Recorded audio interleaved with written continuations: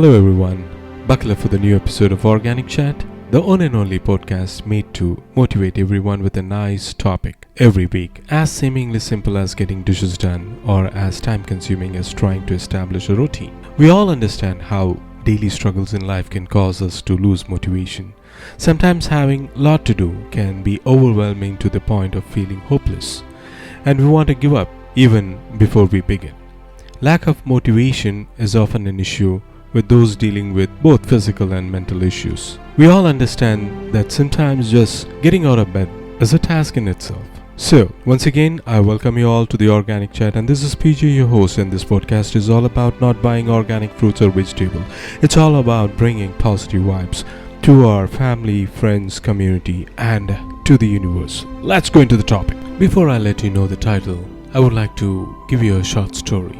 A man went to a flower shop to order some flowers to be wired to a distant place.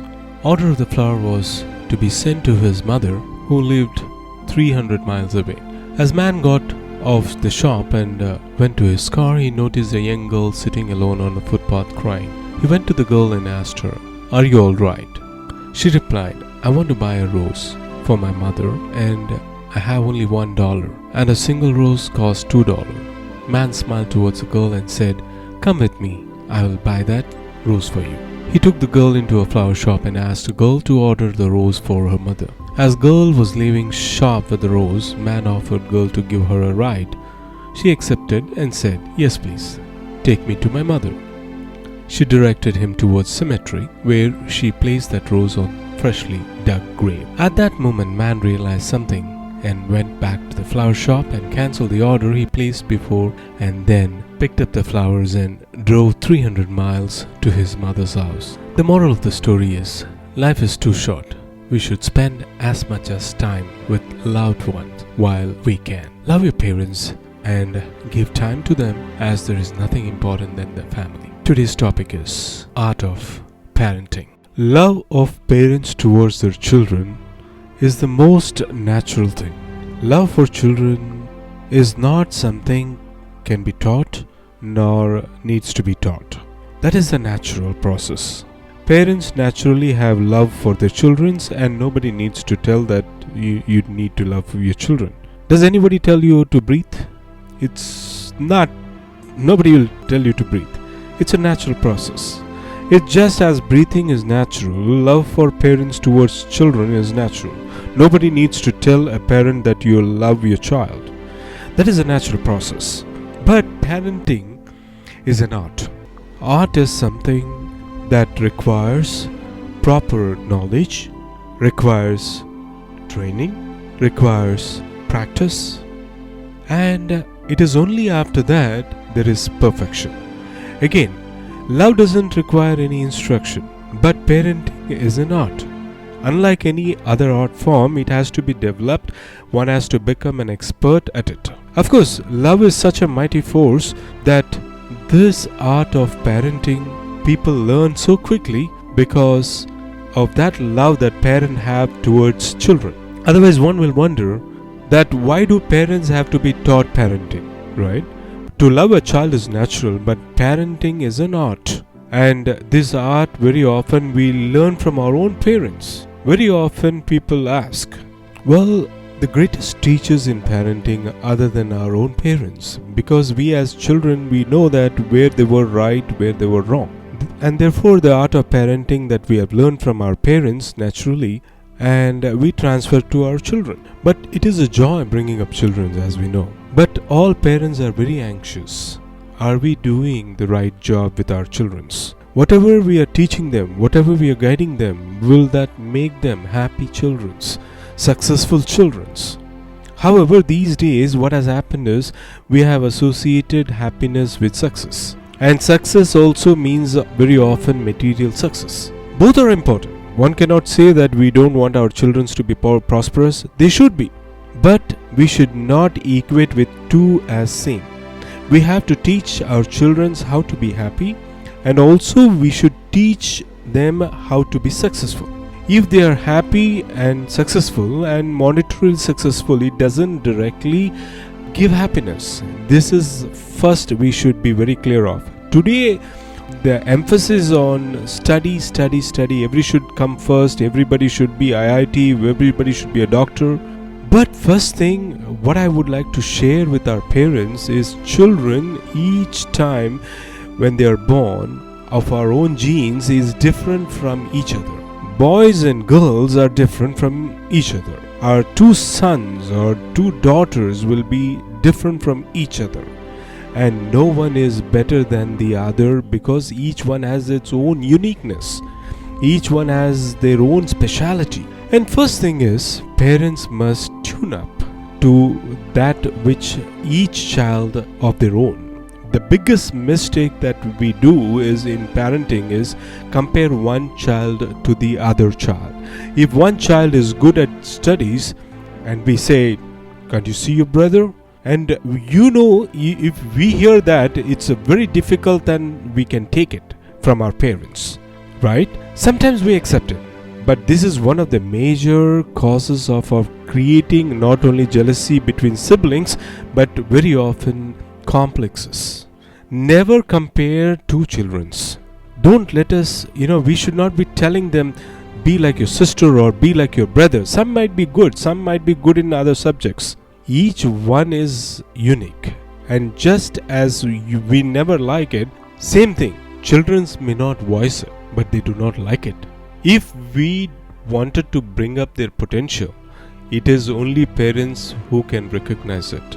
I was reading a book recently on art of parenting, in which Khalil Gibran has said in beautiful words in his book called The Prophet. He says, first thing, parents must remember that children are through you. Children are through you. They do not belong to you. They belong to the life. You are only the instrument in which they have come forth in life. They have come with their destiny. You can only help them to reach their destiny. You can make them easy to reach their destiny. You are not maker of the destiny. And therefore he gives a beautiful example. And the children are like arrows in which the master has already set the mark. And you are like the bow through which the arrow is shot out to reach the destination, to reach its goal, to reach its mark. And just as the arrow is there to God, and so is the bow that bends to his might. He says so clearly that do not drag your children to the path because you cannot go there. They are your future. Let them guide you to the future rather than you take them to your dead past. What a beautiful example to meditate upon. When you understand the role of the parent is not useless, but just as the bow that bends and gives the strength to arrow to move ahead, that is the role of the parents and the teachers. Not to make the destiny, but guide them to their destiny. This is the first thing about parenting, about when the history has pointed out. Don't try to make them into your image. Do not live your unfulfilled desire through them. Do not live your revenge through them. Do not live your complexes through them, but rather let them free you from complexes. Let them help you to forgive, like children forgive all your grievances. In fact, children are our best guides. Very often we forget the children have their own identity. We can only guide them, of course, to eat the right food. I'm not saying to eat the pizzas or burgers all the time. But if they are guided to make their own choices in their life, they can express their potential. They express their identity. Make them feel that they are part of us and they do exist. Then they will understand what is the responsibility towards their parents or the family. This was the first lesson I learned from our community and from the way I've been brought up. Many adults that I know whose dominating parents still don't make them their anything. They may be 55 or 60 because the father is 85. First thing is, we have to recognize that they exist. We have to recognize they are unique. And each one has come up with their own destiny, and we can only facilitate them. Once this is very clear, then the remaining art of parenting is very well laid out format. There is a beautiful complete guidelines. What should our relations be with our children at different ages? It says for the first 5 years of the child until the age of 5, give so much affection. Don't pamper the child. There is a difference. Give so much affection to the child, so much love to the child. What is the difference between what we find today in other places is parents love their children, whether in west or east. Parents love their children. Nobody can say that parents cannot love their children. Everybody loves their children. It is the parenting that makes the difference. Both working parents, young parents, unmarried parents, when such thing happen, single parent, child, the child is sent off to the daycare centers at the age of 2, I would say. The child does not get time to bond with their parents, and particularly with their mothers at that time. Today, when I see all around our communities, whether it is in US or whether it is in Asia, when you read the book of psychology, we will find that it seems the major problem of everybody's life is their parents. And we who are brought up by our loving parents, I could not even imagine the parents would be the problem to the children. Today we begin to see that most of our complexes, difficulties, most of insecurities that people have today at old age, very often they are being induced by parents. And parents who are supposed to be like God in our life seem to be they have become enemies for the children.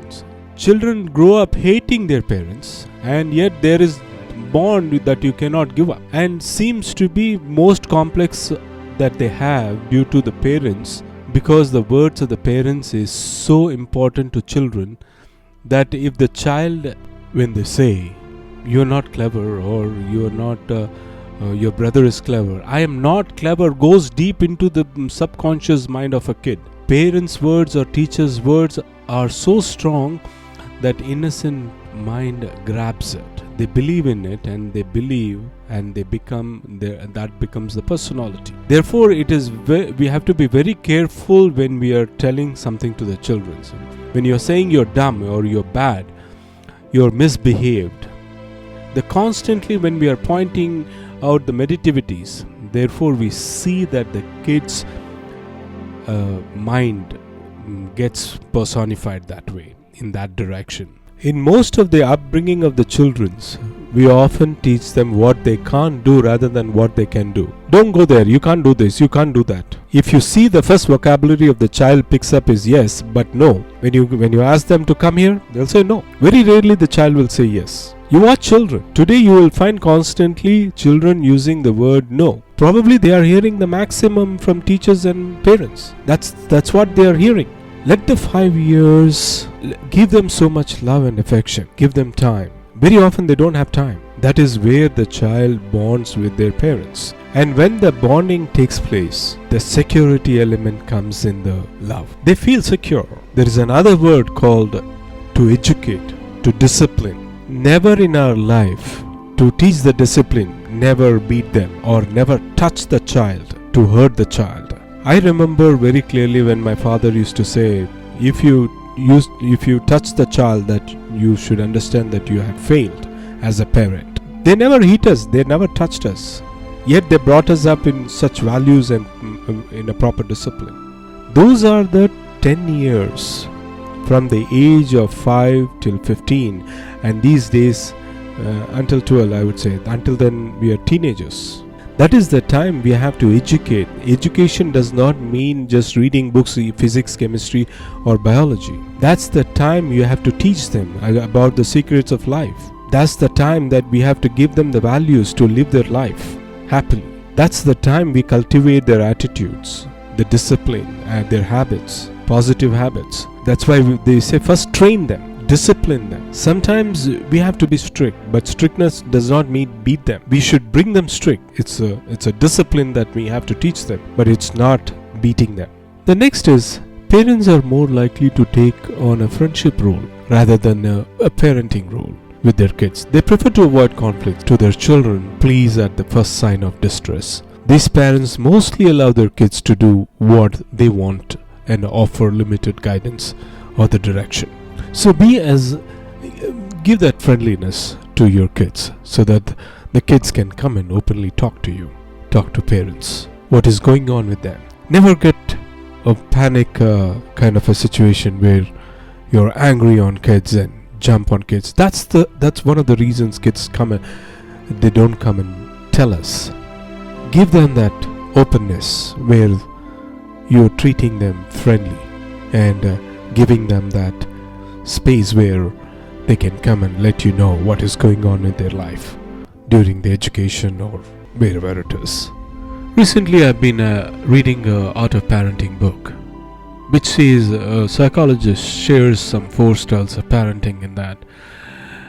The first one is the authoritarian parenting, authoritative parenting, permissive parenting, and uninvolved parenting.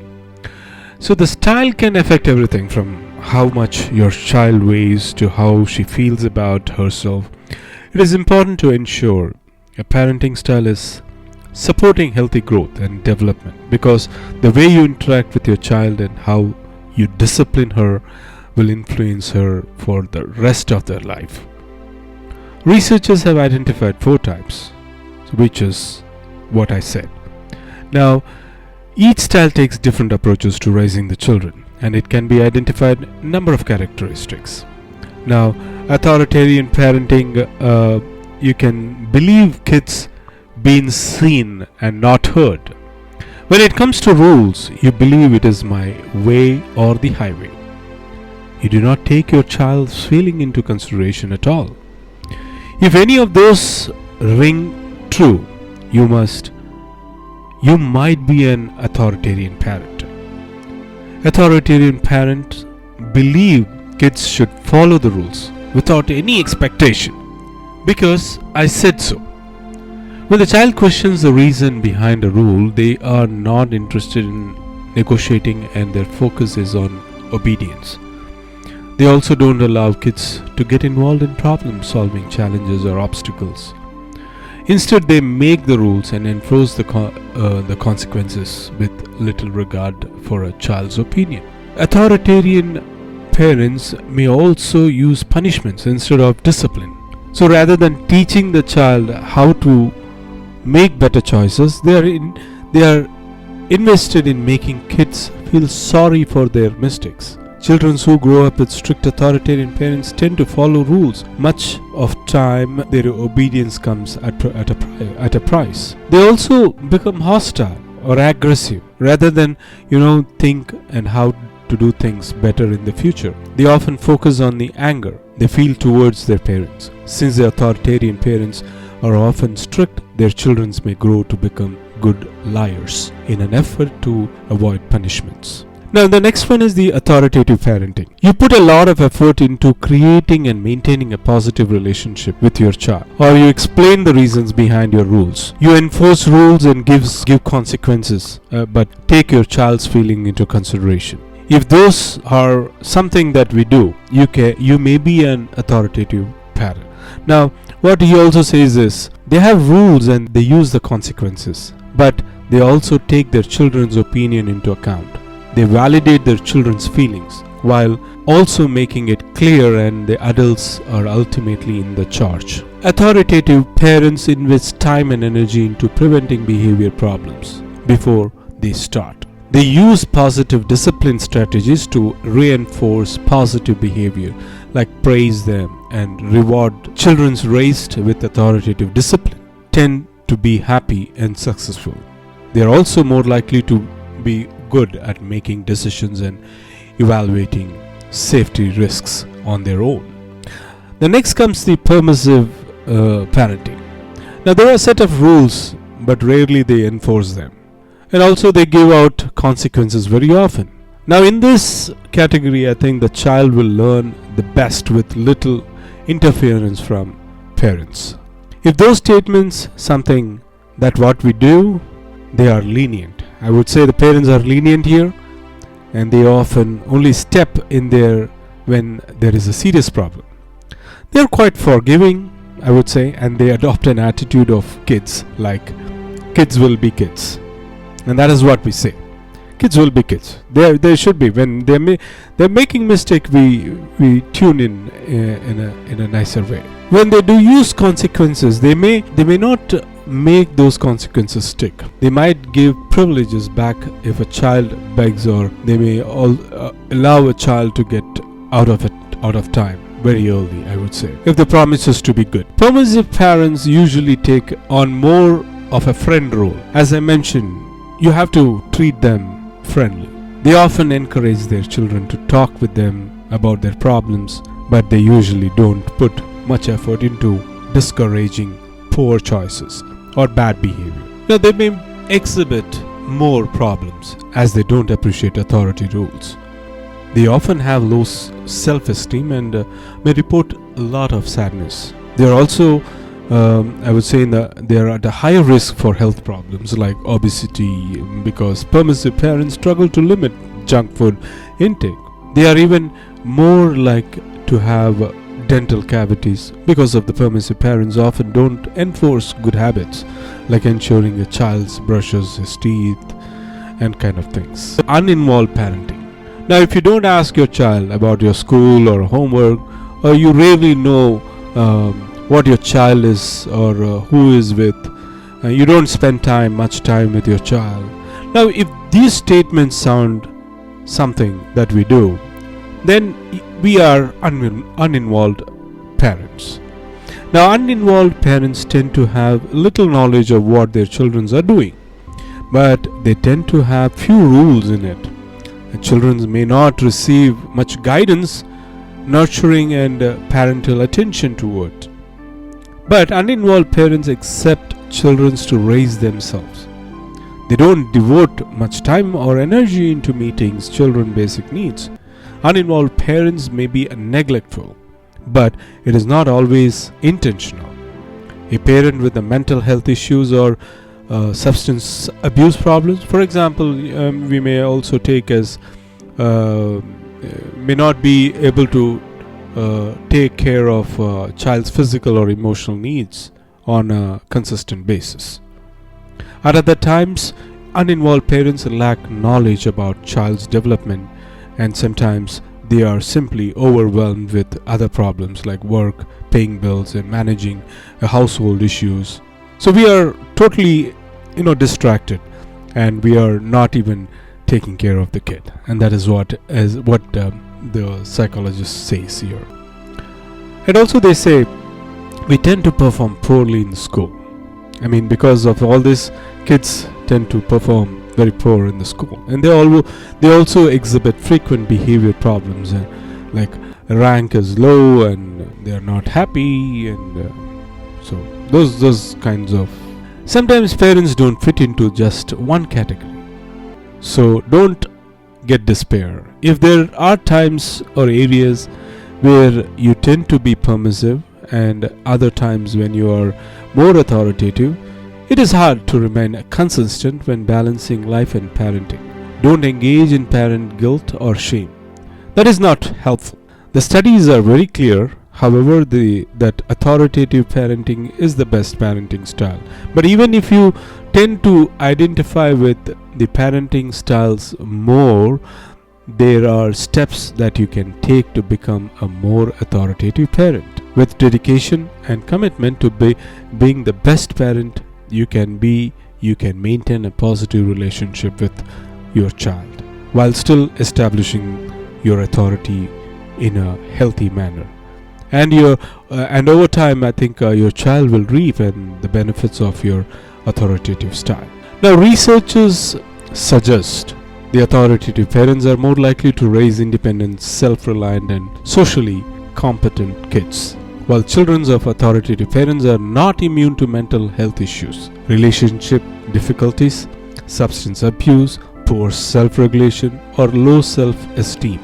These traits are more commonly seen in children of parents who strictly employ authoritarian, permissive, or uninvolved parenting styles.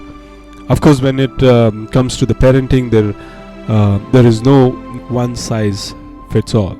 You don't need subscribe to just one type, as there may be times when you have to use a varied parenting approach. But it should be in a moderation, I would say. The most successful parents know when to change their style depending on the situation. An authoritative parent, for example, they may want to become more permissive when a child is ill by continuing to provide warmth and letting go.